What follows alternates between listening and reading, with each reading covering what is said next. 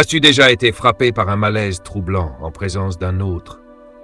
Comme si, sous le vernis de son affabilité, pulsait un courant profondément dérangeant, imperceptible mais palpable. Carl Jung, une sommité dans les annales de l'exploration psychologique, a mis au jour un phénomène glaçant au travers de ses vastes investigations cliniques. Un présage silencieux existe, signalant un péril bien plus grand que toute menace manifeste. Ce signe subtil, souvent échappant à notre conscience mais enregistré par nos instincts les plus primitifs, transcende le domaine des paroles agressives ou de la toxicité flagrante. Son danger réside précisément dans sa subtilité, le rendant infiniment plus insidieux. La sagesse ancienne murmurait déjà l'existence de tels individus, mais Jung, avec la rigueur scientifique, a articulé ce que nos ancêtres pressentaient. Ce signal troublant peut se manifester chez des personnes en apparence ordinaires, voire charismatiques. Et dès sa détection, le retrait immédiat devient la seule conduite prudente. La projection de l'ombre, peut-être le mécanisme psychologique le plus perfide que Jung ait révélé dans les interactions humaines, se présente ainsi. Imagine que tu engages une conversation, et soudain, l'autre t'attribue des intentions, des pensées ou des qualités négatives totalement étrangères à ton être. Il n'interagit pas avec toi, mais avec un fantôme déformé issu de son propre psychisme. Cela te semble-t-il familier? Car ce que tu rencontres, c'est la projection de l'ombre jungienne dans sa forme la plus pure. L'ombre encapsule tout ce que nous rejetons en nous, ces aspects jugés inacceptables, relégués dans les profondeurs de l'inconscient. Pourtant, ces éléments ne disparaissent pas. Ils persistent hors du champ conscient, amassant une énergie psychique dans les recoins de notre être. Le signal le plus dangereux, selon Jung, émerge lorsqu'un individu projette systématiquement son ombre sur autrui, révélant une incapacité totale à reconnaître ses propres zones refoulées. Il en est littéralement aveugle, ne les percevant que chez les autres. Le danger s'intensifie du fait que dans sa réalité subjective, tu incarnes réellement ses attributs négatifs. Les traditions spirituelles anciennes, bien avant l'élaboration académique de Jung, comprenaient ce phénomène avec une clarté saisissante. Le bouddhisme parle du miroir obscurci, reflétant ses propres impuretés comme si elles étaient extérieures. La tradition chrétienne offre la métaphore de la poutre dans son propre œil, obscurcissant la paille dans celui d'autrui. Ce qui est véritablement alarmant, c'est la conviction absolue du projeteur dans la véracité de ses perceptions. Il ne s'agit pas d'une tromperie consciente, il voit réellement en toi ce qu'il nie en lui-même. Cette distorsion perceptive engendre une forme de conviction particulièrement persuasive pour les observateurs extérieurs. Le projeteur peut convaincre autrui que tu es exactement ce qu'il dépeint. Les neurosciences contemporaines valident les postulats de Jung. Notre cerveau filtre la réalité pour confirmer nos croyances préexistantes. Mais dans les cas de projection extrême de l'ombre, ce mécanisme devient une distorsion totale de la réalité. Le chercheur Robert Johnson a comparé ce phénomène au port de lunettes, modifiant complètement le champ visuel. Mais comment discerner qu'on est confronté à un porteur d'une projection massive de l'ombre? Le signe révélateur se manifeste comme un décalage palpable entre ses affirmations à ton sujet et ton expérience intérieure. Il t'attribue des motivations que tu n'as jamais eues ou des émotions que tu n'as jamais ressenties. Et plus inquiétant encore, il le fait avec une certitude inébranlable, imperméable à toute preuve contraire. Que se passe-t-il lors d'une telle rencontre? Tu es le témoin extérieur d'une guerre intérieure. Cet individu mène un combat désespéré contre les aspects désavoués de son être, et toi, malgré toi, tu deviens le théâtre de ce conflit. L'enfer est pavé de bonnes intentions, avertit le proverbe ancien. Jung ajouterait, est conduit par ceux qui se croient indiscutablement vertueux. L'inflation de l'ego, un danger particulièrement insidieux, se pare des atours de la vertu. Lorsque tu observes quelqu'un convaincu de sa supériorité morale, de son infaillibilité spirituelle ou de sa possession de la vérité absolue, tu assistes à ce que Jung nomme l'inflation psychique. Peut-être le signe le plus inquiétant de tous. Contrairement à l'arrogance ordinaire, facilement décélable, l'inflation jungienne représente un phénomène bien plus profond et périlleux. Elle survient lorsque l'ego fusionne avec des contenus archétypaux, notamment le sauveur, l'éveillé ou le porteur de vérité.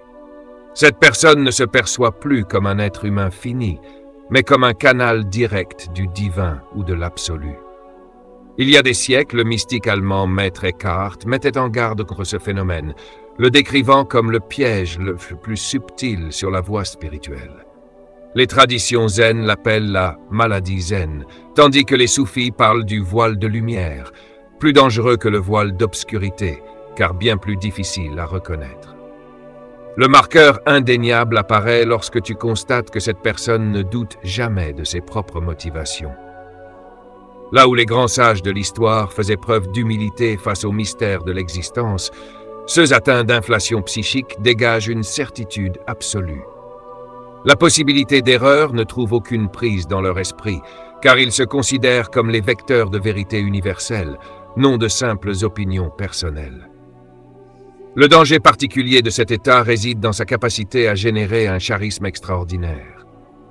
Jung observait comment les leaders consumés par une inflation psychique sévère attiraient des fidèles précisément à cause de la conviction inébranlable qu'ils dégageaient. Cette certitude comble notre besoin humain de sécurité et de réponse définitive face à un monde incertain. Le psychologue chilien Claudio Naranjo, élève des traditions spirituelles, notait justement que l'ego spirituel est le plus raffiné et le plus difficile à démasquer. Tandis que l'ego ordinaire proclame « Je suis important », l'ego spirituel déclare « Je suis un canal du bien suprême ». Cette distinction subtile explique pourquoi tant de personnes sont attirées par des individus potentiellement dangereux, mais qui projettent une aura d'élévation spirituelle. Comment, dès lors, reconnaître l'inflation psychique chez autrui? Observe leur réaction face à la critique ou au désaccord. L'individu pris dans une inflation égo-archétypale ne considère pas les questions comme des apports constructifs, mais comme une attaque contre l'ordre cosmique lui-même. Il interprète l'opposition non comme un désaccord humain légitime, mais comme une résistance au bien, à la vérité ou au divin qu'il pense incarner. Jung avertissait que cet état constitue une menace non seulement pour autrui, mais surtout pour celui qui l'habite. L'identification de l'ego à des contenus transpersonnels soumet-elle la psyché à une tension insoutenable, nécessitant tôt ou tard un relâchement. Plus l'inflation est grande, plus l'effondrement est catastrophique lorsque les aspects refoulés finissent par émerger. Qu'y a-t-il de plus troublant que de rencontrer quelqu'un qui reflète exactement ce que tu attends à chaque instant? Jung discernait un schéma inquiétant chez certains individus, une adaptation sociale si parfaite qu'elle efface toute imperfection, contradiction ou spontanéité humaine. Ce masque impeccable, ou persona, un terme que Jung emprunta au théâtre grec, sert d'alerte, détecté par nos instincts bien avant que notre esprit conscient puisse l'articuler. L'identification complète à la persona constitue un péril psychologique profond, signalant une dissociation totale entre l'image extérieure et l'être intérieur. L'individu a sacrifié l'authenticité sur l'autel de l'acceptation sociale, construisant un masque si élaboré que même lui a perdu de vue ce qui se cache derrière. Comme l'a exprimé le poète Fernando Pessoa, le danger n'est pas dans le masque, mais dans l'oubli qu'il s'agit d'un masque. Les traditions contemplatives orientales ont mis en lumière ce phénomène depuis des millénaires. Le zen parle du visage originel avant la naissance, cette authenticité essentielle précédant nos constructions sociales. Les maîtres taoïstes mettaient en garde contre le polissage excessif de la surface, de peur que la substance ne s'érode. Jung n'a fait que traduire ces observations anciennes dans le langage de la psychologie moderne. Le signe d'alerte surgit lorsque tu ressens une étrangeté dans l'interaction. Leur comportement peut être techniquement irréprochable, toujours les bons mots, les bons gestes, les bonnes expressions, mais il lui manque l'imprévisibilité et l'incohérence propres à l'humanité véritable. Comme l'observait l'analyste jungien James Hollis, la perfection sociale excessive trahit souvent un vide proportionnel de la vie intérieure. Les neurosciences contemporaines ont identifié un phénomène fascinant lié à cette dynamique. Nos cerveaux sont dotés de neurones miroirs capables de détecter les subtiles incohérences entre paroles, expressions faciales et langage corporel. Lorsque le masque social d'une personne est complètement dissocié de sa réalité intérieure, Ces neurones déclenchent un signal d'alarme, ressenti comme une méfiance ou un malaise inexplicable. Le vrai danger réside dans ce que cette dissociation extrême dissimule. Lorsqu'un individu investit toute son énergie psychique dans le maintien d'une image extérieure parfaite, les aspects rejetés de sa personnalité ne disparaissent pas. Ils s'accumulent dans l'inconscient, formant ce que Jung appelait l'ombre. Et plus la persona est rigide, plus l'ombre devient chaotique et potentiellement destructrice, prête à une éruption inévitable. Marie-Louise von Franz, proche collaboratrice de Jung, notait que ceux possédant une adaptation sociale irréprochable expérimentaient souvent des épisodes d'éruption de l'ombre, des moments où toute l'énergie refoulée explose de manière imprévisible et parfois destructrice. Cette dynamique explique pourquoi des individus apparemment parfaits peuvent être capables d'actes choquants. L'identification totale à la persona sociale, selon Jung, constitue une trahison du soi. Un abandon de l'individualité authentique au profit d'une construction artificielle. Et comme toute trahison profonde, elle a un prix psychologique. Imagine converser avec quelqu'un et percevoir soudain un basculement subtil mais fondamental. La forme physique reste, mais quelque chose d'essentiel a changé dans son regard, son énergie, la qualité même de sa présence. Comme si une force transpersonnelle ancienne se manifestait à travers lui. Cette expérience troublante, reconnue par de nombreuses cultures traditionnelles comme une forme de possession, a été conceptualisée par Jung comme une possession archétypale. Peut-être le signe le plus alarmant que l'on puisse détecter chez un être humain. Les archétypes, selon Jung, sont des motifs primordiaux du psychisme collectif humain, des forces structurantes de notre expérience qui englobent à la fois des dimensions lumineuses et obscures. Lorsqu'un archétype s'empare de la conscience d'une personne, elle perd son individualité, devenant un canal pour des énergies transpersonnelles bien au-delà de sa capacité d'intégration. Les traditions chamaniques à travers le monde avaient une compréhension profonde de ce phénomène. L'anthropologue Mircea Eliade a documenté comment les chamans distinguaient entre des états contrôlés de canalisation et des états périlleux de possession, où l'identité individuelle était complètement subsumée. Le mysticisme chrétien parlait du discernement des esprits comme de la capacité cruciale à différencier les influences psychiques bénéfiques de celles potentiellement destructrices. Le signe d'alerte surgit lorsque tu perçois que quelqu'un a perdu la flexibilité psychologique normale, devenant rigoureusement identifié à un seul schéma archétypal. Cela peut être le sauveur inébranlable, le guerrier inflexible, la victime perpétuelle, le juge infaillible.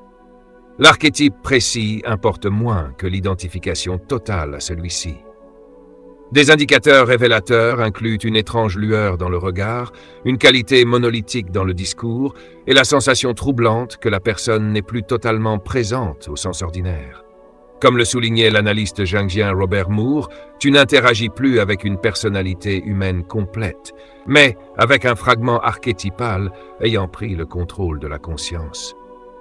La neuropsychologie moderne a identifié des états modifiés de conscience où les régions cérébrales associées à l'identité personnelle présentent une activité réduite, tandis que les zones liées aux expériences transpersonnelles s'activent intensément.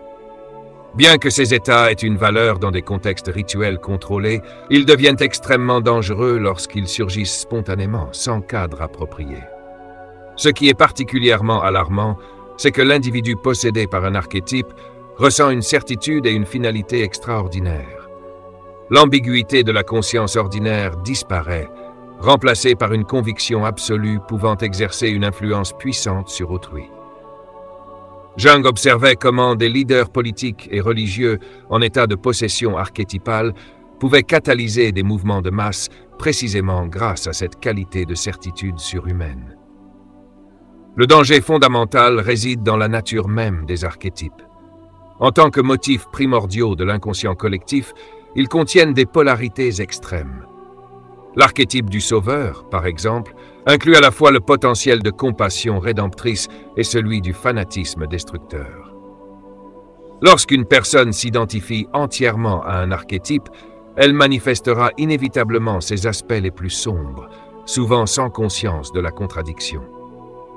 Jung a documenté de nombreux cas où des individus sous l'emprise d'archétypes ont commis des actes totalement contraires à leurs valeurs conscientes, vivant ensuite une amnésie partielle ou élaborant de complexes rationalisations.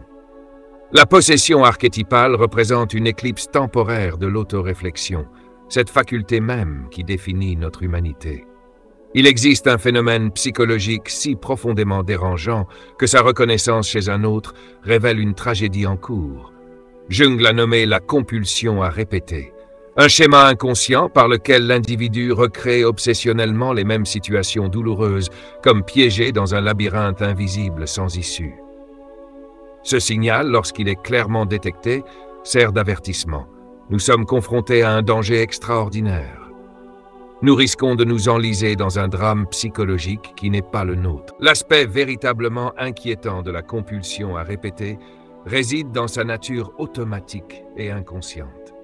La personne ne choisit pas consciemment ni de manière malveillante de rejouer des schémas destructeurs. Elle est poussée par des forces psychiques profondes, opérant bien au-delà de sa conscience. Comme l'a exprimé le psychanalyste Christopher Bollas, il s'agit de « savoir non penser ». Des expériences formatrices si précoces ou traumatiques qu'elles n'ont jamais été intégrées cognitivement, mais qui structurent pourtant toute la psyché.